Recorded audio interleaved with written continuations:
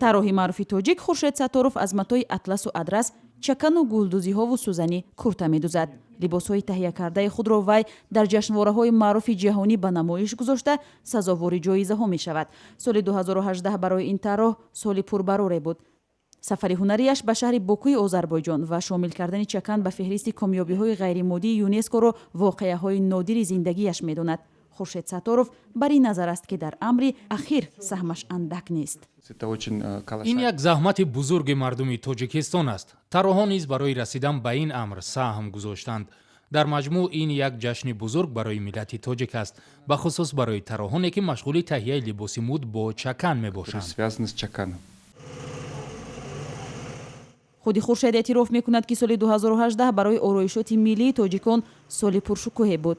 фармоиш барои духти либоси миллӣ хеле зиёд буд, ба вижа дар остонаи таҷлил аз соли нави мелодӣ ва асосан аз сӯи меҳмонони хориҷӣ. ҳамаи ороишотро худи тарроҳ нахуст дар коғаз таҳия карда ба фармоишгарон нишон медиҳад. маъмулан ман чӣ гуна кор мекунам? вақте либосеро тарроҳӣ мекунам, онро акс ё ба навор гирифта дар сомонаҳои иҷтимоӣ ба намоиш мегузорам. вақте мардум онро мебинанд, талош мекунанд чунин либоси зебо таҳияшударо харидорӣ кунанд.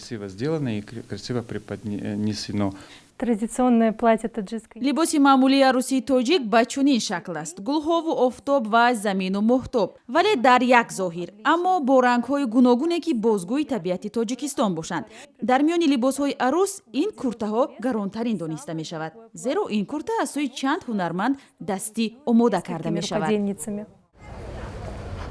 дар ҳоле ки хуршед дар бораи афзоиши таваҷҷӯҳи мардум ба куртаҳои миллӣ таъкид мекунанд, худи духтарони тоҷик ба либоси ба бар мекардаи худ сахт гиранд. бештари бонувони фасонпӯши пойтахти кишвар бар ин назаранд, ки либоси миллӣ бо нақшҳои мардумиро асосан барои ширкат дар тӯйҳову базмҳо фармоиш медиҳанд. аммо ба унвони либоси ҳаррӯза бошад, либосе дар кор аст, ки шинаму мувофиқ бошад. тӯли 5 соли охир шаҳноза куртаҳои худро ба дӯзандаҳо фармоиш медиҳад. дар бораи духти куртаҳо иттилоъ дорад ва мувофиқ ба фасли сол либоси наверо фармоиш медиҳад. имрӯз низ вай барои гирифтани беҳтарин куртаи маъруфи соли 2018 омадааст.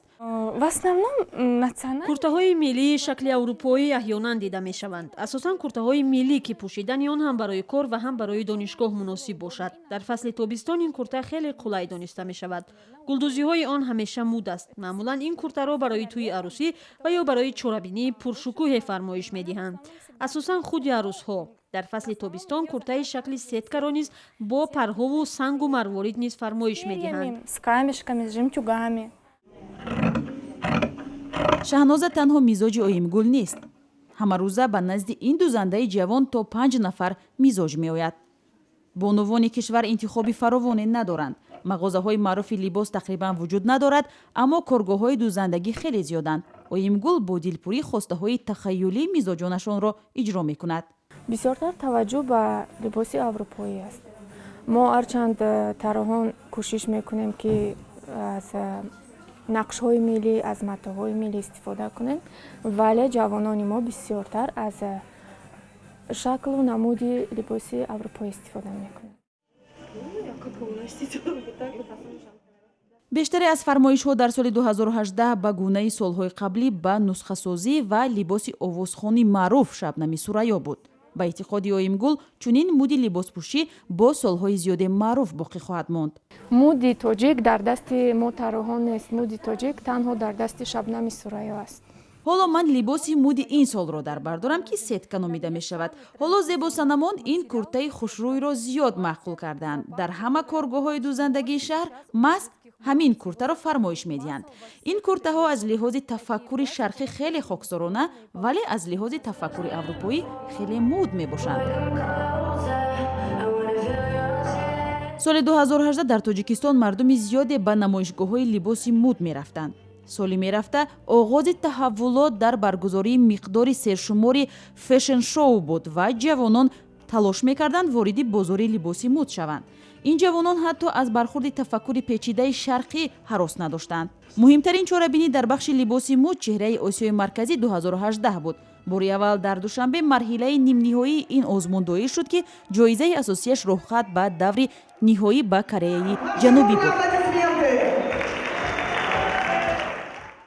соҳиби ин роҳхат Валерия Мороз сокини шаҳри Душанбе шуд. ҳамроҳаш ба Кореяи Ҷанубӣ умед низ сафар хоҳад кард. ман дар моҳи марти соли 2018 дар озмуни чеҳраи Осиёи марказӣ ширкат карда ба 10 гонаи беҳтаринҳо шомил шудам, вале бо дар назар дошти сину соли худ натавонистам ба Корея сафар кунам. беҳтарин хотираам аз соли ҷорӣ ин аст ки дар ин озмун ширкат кардам ва соли оянда ҳатман ба Корея сафар хоҳам кард. дар даври ниҳоии озмун дар Корея 126 кишвар бо шумули Филиппин ширкат мекунанд. феълан ҳадафи ман расидан ба даври финалӣ мебошад. баъд аз хатми донишгоҳ мехоҳам дар хориҷа зиндагӣ кунам. барои ҷавонписарони модел дар он ҷо имконияти бештар вуҷуд дорад.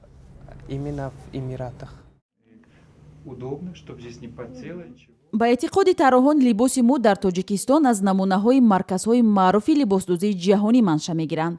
ба унвони мисол Хуршед пайваста аз навигариҳои ҷаҳонии либоси мӯд бохабар аст ва аз онҳо дар офаридаҳои худ истифода мекунад.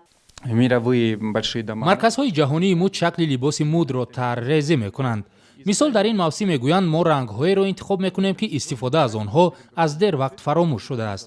ба унвони мисол соли гузашта мо ранги ҷигарии баланд ва намунаҳои ранги сурхро интихоб кардем.